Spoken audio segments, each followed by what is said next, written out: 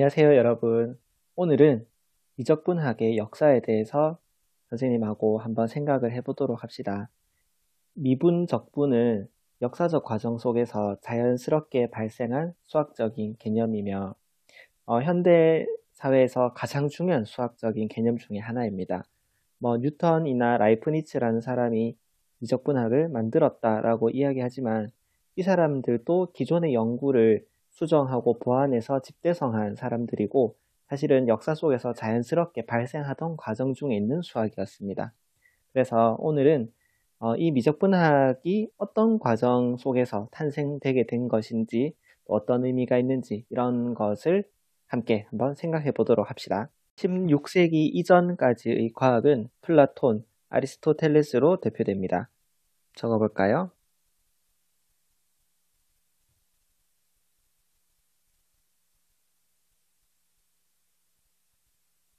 천동설이라는 말을 들어봤을 텐데 이 시대까지의 이제 우주관이라고 할까요? 그런 거는 지구 중심의 등속 원운동이었습니다.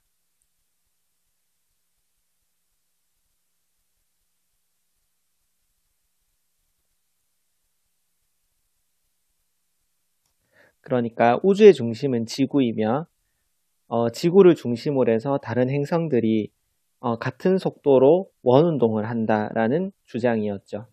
하지만 만환경이라던가 이렇게 그 16세기 초가 되면서 만환경이라던가 이런 관측 기구도 이제 발명되고 사람들이 이제 자연을 관찰하기 시작하면서 이상한 점을 발견하기 시작합니다. 그래서 이러한 천동설의 의문을 제기한 사람이 바로 16세기 초의 코페르니쿠스입니다. 이 사람을 기점으로 과학혁명이 시작됐다라고 이야기합니다.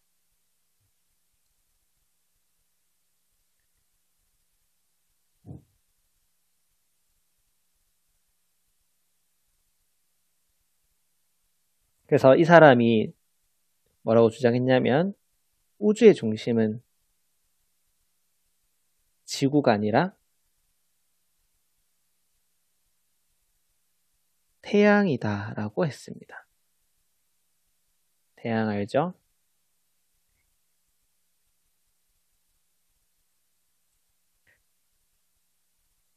이게 지동설인데요.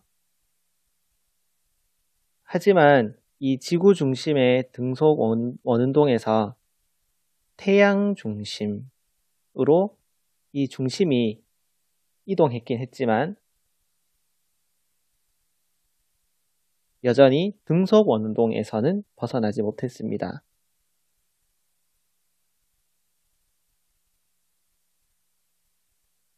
하지만 지구 중심의 등속 원운동을 태양 중심의 등속 원운동이라고 설명하면서도 여전히 많은 질문에 답하지 못했습니다.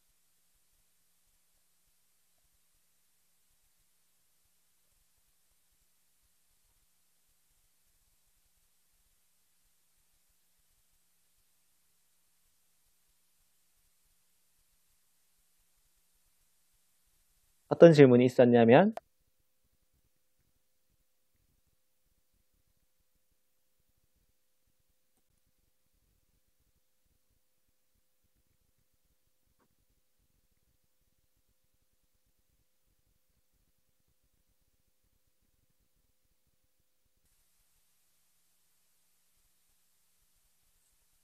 지구가 움직인다면 왜 우리는 어지럽지 않은가? 태양이 우주의 중심이라면 사과는 왜 태양을 향해서 떨어지지 않고 지구를 향해서 떨어지는가? 이런 질문에 코페르니쿠스 때는 설명을 할 수가 없었습니다. 그러니까 여전히 불완전한 상태의 지동설을 이제 주장을 한 거죠. 자, 여기서 17세기로 넘어갑니다. 17세기 초가 되면 여러 학자들이 이제 등장을 하게 되는데요. 그 중에 몇 학자들만 이제 살펴보면 케플러라는 사람은 우주는 태양 중심으로 다른 행성들이 이제 회전하고 있고 그것은 타원궤도이다. 드디어 이제 원궤도라는 설명에서 벗어난 거죠. 타원궤도이며 속도도 달라진다라고 이야기했습니다. 또 갈릴레오 갈릴레이. 갈릴레이는 관성의 개념. 그 다음에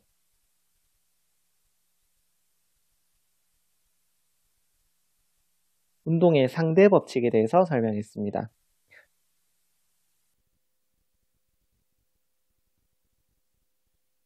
우리가 지구와 같이 운동하니까 어지럽지 않은 거다. 그런 속도가 느껴지지 않는 거다. 이렇게 설명을 하신 거죠. 그 다음 뉴턴에게 정말 많은 영향을 미친 데카르트. 데카르트 사람은 1학년 때 그 수학 배울 때 배웠죠. 좌표 평면을 창안한 사람입니다. 그래서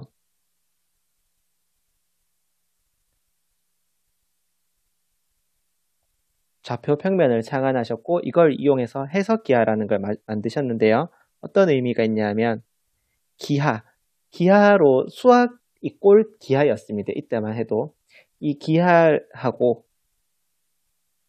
그러니까 수라고 부르는 이 두 가지 개념을 연결했다라는 의미가 있습니다. 그 다음에 미지수 x도 데카르트가 처음 사용하셨고요. 또 이 시대에 페르마라는 사람도 있었고요. 이 사람도 곡선에 대해서 이제 궁금증을 가지기 시작한 거죠. 뭐 삼각형이나 사각형 뭐 이런 것들은 우리가 연구를 할 수 있는데 곡선에 접선을 어떻게 그릴 수 있을까?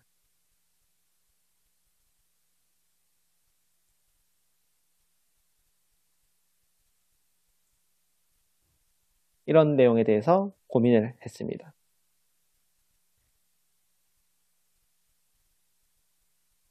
자, 이제 드디어 17세기로 넘어와서요. 17세기. 뉴턴이라는 사람과 그 다음에 라이프니츠라는 사람이 등장해서 이렇게 발전되어 온 우주에 대해서 설명을 하면서 미분이라는 개념이 생겼습니다. 특히 이 뉴턴이라는 사람에 대해서 조금 더 설명을 하자면요. 뉴턴은 물리학자입니다. 이 사람이 미적분학을 만들긴 했지만 또 뭐 빛에 대해서도 연구했어요.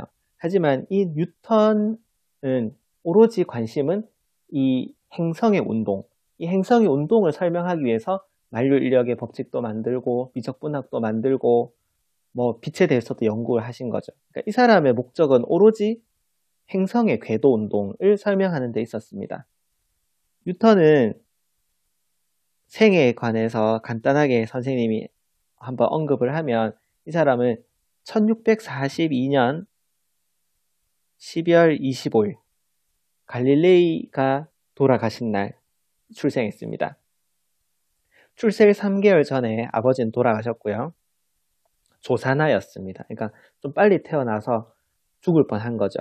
몸도 약하고 또 돌봐주셔야 될 어머니는 3년 뒤에 출생하고 3년 뒤에 성직자하고 재혼을 해서 집을 나가셨고요. 할머니 손에서 자라면서 몸도 이렇게 튼튼하지 못해서 자연스럽게 내성적이고 자기 스스로 대화하고 그냥 호기심 가지고 그런 성격으로 컸습니다. 하지만 어렸을 때부터 굉장히 똑똑했다 그래요. 뉴턴이 살던 동네가 이제 농사를 하던 곳이었는데 그때 당시만 해도 풍차가 되게 많았다고 합니다.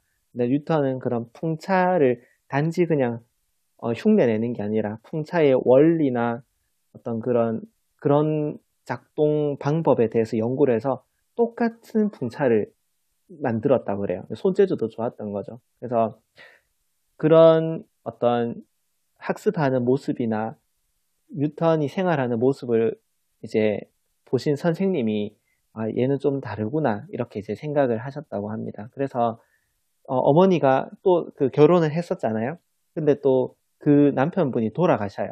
사별을 해서 다시 뉴턴한테 돌아오는데 어머니는 뉴턴을 농부로 키우고 싶었는데 선생님이 강력하게 뉴턴은 똑똑하다. 대학교에 가야 한다. 그래서 이제 어머니를 겨우겨우 설득해서 뉴턴이 캠브리지 대학에 이제 진학을 하게 됐다고 합니다. 그래서 이제 이제 뉴턴이 대학에 가게 됐는데 뉴턴이 상당히 실망을 많이 했다 그래요. 왜냐하면 뭐 요즘도 그렇지만 이제 대학이라는 곳이 옛날에 어떤 우리가 진리라고 부르는 것들, 어떤 기존에 있었던 학문을 그대로 전수해주는 역할을 했기 때문에 이 뉴턴이 갔던 대학교도 아리스토텔레스의 이론이라던가 뭐 그런 거를 전수하는 데에 여념이 없었던 거죠. 뉴턴이 궁금한 거는 뭐 이런 좀 더 실질적인 그런 원리나 이런 데에 대해서 뉴턴은 궁금증이 많았는데 맨날 이렇게 토론하고 토의하고 철학에 대해서 배우고 그런 데에 조금 더 몰두하다 보니까 대학 생활이 재미가 없었다 그래요. 그런데 뉴턴이 그러다가 이 17세기 초에 이제 새롭게 등장한 신학문이었죠. 그때만 해도 케플러의 이론이라던가 갈릴레이 이론, 데카르트의 이론을 접하면서 이 신학문을 혼자서 독파하기 시작합니다. 케플러라던가 갈릴레오의 이론이라던가 특히 데카르트 같은 이런 신학문을 독학으로 독파합니다. 천재인 거죠. 그러니까 이 사람 천재인 건 다 알잖아요. 그렇죠? 그래서 그 다음에 그때 또 이제 새롭게 베로라는 교수님이 이제 부임을 하셔서 뉴턴에게 또 수학을 가르쳐 주시고요. 그러면서 이제 자신의 어떤 생각을 이제 이 기존의 신학문에 점점 더 입히거나 좀 더 몰두를 해서 연구를 하기 시작한 거죠. 그러다가 한 20세쯤, 뉴턴이 한 20세쯤 되었을 때였나 봐요. 이때가 언제냐면 1665년부터 1667년인데요. 이때를 과학에서는 기적의 해라고 부른다고 합니다. 사실 이때는 굉장히 슬픈 기간이에요. 지금 우리가 지금 코로나 때문에 되게 힘들잖아요. 다 자가격리하고 밖에도 제대로 못 다니고 그런데 이때도 흑사병이라는 병이 돌았다고 합니다. 그래서 뉴턴이 런던에 있었는데 이제 런던에서 어쩔 수 없이 이제 고향에 돌아갈 수밖에 없었던 거죠. 그래서 뉴턴이 그 고향에 있었던 이 3년 정도의 시간 동안 뭐 프린키피아라던가 20세기의 가장 위대한 책이다라고 이제 하는 프린키피아라던가 그러니까 프린키피아는 뭐 자연과 철학에 관한 뭐 그런 책인데요. 프린키피아라던가 뭐 광학이라던가 빛에 대해서도 이 사람이 연구했거든요. 이런 것들을 이 시기에 모두 다 집필을 합니다. 또 만류인력의 법칙에 대해서 생각하고요.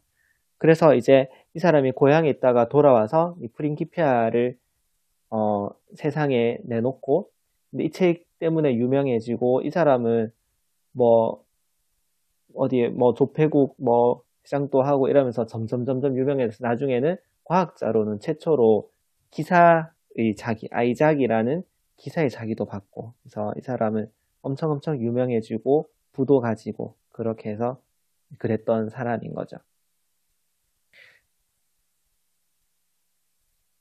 그 다음에 라이프니츠는요, 독일 사람입니다. 이름이 약간 독일스럽잖아요. 그쵸? 이 사람은 1646년도에 출생했다고 합니다. 그래서 아버지도 이 사람은 이제 법학자였고, 조금 부유한 집안에서 자랐다 그래요. 그러다가 이제 30세쯤에 이 사람이 한 30살쯤 되던 해에 파리에 다른 일로 뭐 이 사람 하는 일 중에 뭐 약간 외교적인 그런 역할을 하기 위해서 이제 파리에 왔다가 파리에 체류하게 됩니다. 머물게 된 거죠. 이때가 한 1672년부터 1676년 정도 이 사람도 한 4년 정도 이렇게 머물렀는데 파리에 있으면서 영국이라던가 뭐 여기 근처에 프랑스에 있는 사람이라던가 이런 여러 뉴턴하고도 그때 이제 연락을 주고받았다 그래요. 여러 학자들과 이제 연락을 주고받으면서 서신을 교환하면서 자기가 물리학이나 수학에 굉장히 무지하다고 생각했다고 합니다. 그래서 이때 한 4년 정도 이 사람이 수학과 물리에 대해서 역시 독학을 하고요. 독파를 합니다. 그래서 계산기도 만들고요. 4층 연산하는 계산기도 만들고 이 시기에 미적분학에 대해서도 연구를 한 거죠. 이 사람은 이때의 어떤 철학 중에서도 이 사람은 합리주의로 대표되는 사람인데요. 그러니까 이 사람은 이렇게 얘기했습니다.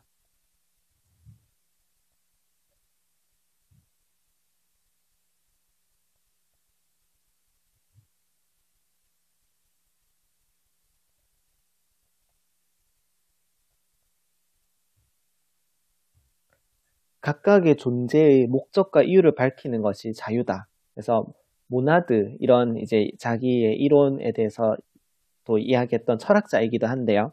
그래서 모든 존재를 이제 분석하고 이유를 찾고 설명하고 싶어 했던 거죠. 이게 어떻게 이렇게 해서 이제 과학혁명이 완성됐다라고 이야기합니다. 그러니까 미적분이라는 거는 어떤 흐름에서 발견이 됐다라고 이제 이야기할 수 있냐면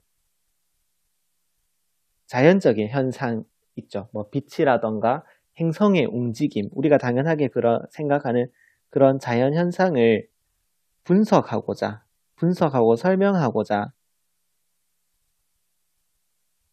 자연스럽게 등장했다는 거죠.